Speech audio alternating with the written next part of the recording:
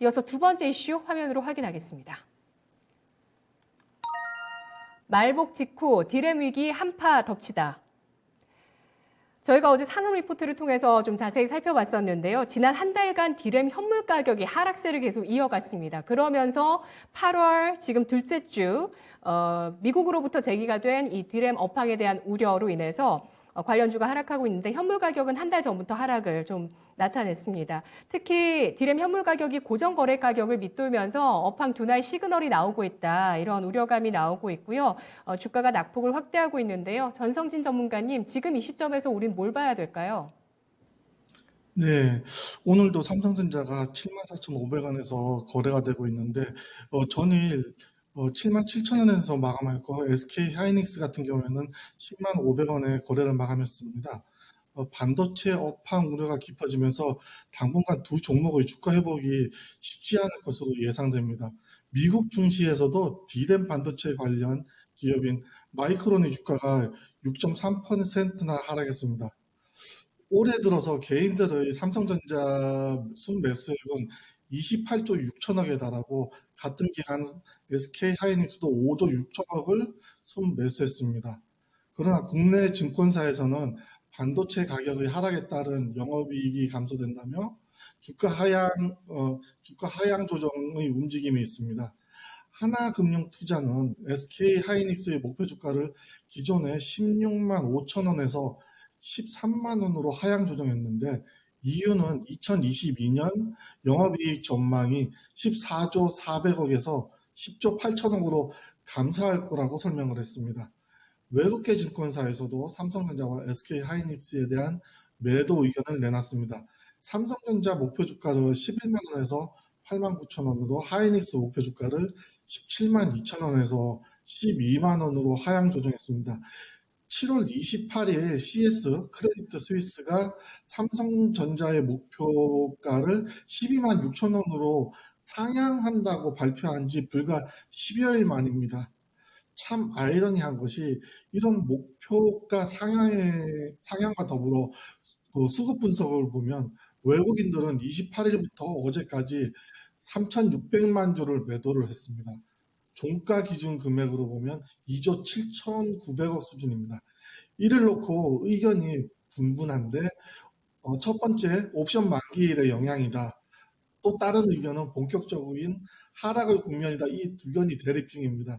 분명한 것은 모멘텀 관점에서는 본격적인 하락에 무게가 실리는 분위기인데 동학개미들의 전폭적인 지지를 받은 삼성전자지만 고점에서 매수한 투자자들의 손실은 점점 커지고 있습니다.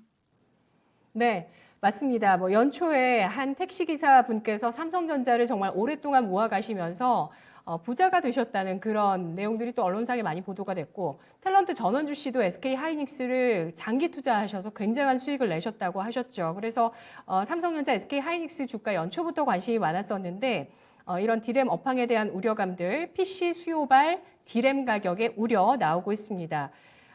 서영환 전문가님은 어떤 의견 있으신가요?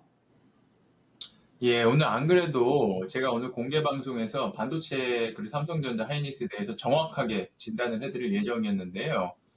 좀 간략하게 말씀을 드리자면은 내년 2분기까지는 디램 수요가 축소가 돼서 관련주 주가가 조금 좋지 않을 수 있다, 한동안은. 그렇게 보고요. 그러나 기존 수요처에 더해서 전기차, IoT, VR 기기 등 각종 전자기기가 증가하므로 장기적인 수요는 크게 성장할 수밖에 없습니다.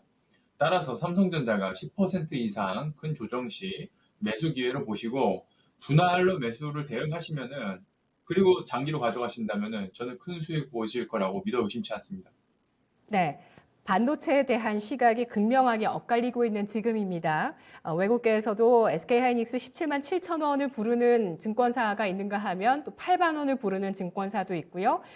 장기적으로 지금부터 이제 추세를 보면서 모아 나가는 전략을 했을 때 장기적인 또 수익이 가능하다라는 의견 주셨는데요. 전성진 전문가님은 오늘 반도체주 봐주시죠. 어떻습니까? 네, 일단 제가 준비한 종목은 삼성전자와 SK하이닉스입니다. 현 시점에서 저점을 예단하기는 조심스럽습니다. 삼성전자 같은 경우 차트를 잠시 보시면 241선 이제 장기 이동 평균선을 갭으로 하락 이탈을 시켰는데 이 부분이 어디까지 빠질지는 예측하기 불가능한 것으로 판단되고 저 개인적으로는 7만 5천 원 정도 지켜줬으면 좋았을 텐데라는 아쉬움이 많이 남습니다. 일단 7만 5천 원을 하향 이탈했기 때문에 조금 더 하락에서 가속도가 붙을 것으로 보이고 하이닉스 같은 경우에 보면은 이미 가속도가 붙은 하락이라고 말씀을 드릴 수 있을 것 같습니다. 두 종목 모두 상황이 좋지는 않은데 어느 지점에서 이제 조정이 마무리될지 판단하기 어려우므로 여러분들께서는 관망하시는 것이 좋다고 말씀드리겠습니다. 네, 알겠습니다. 당분간은 저점을 예단하기 어렵다는 의견과 또 내년 2분기까지 업황 둔화가 이어지겠지만 장기적으로는 반도체의 업황은 살아있다는 판단 함께 확인을 해봤습니다.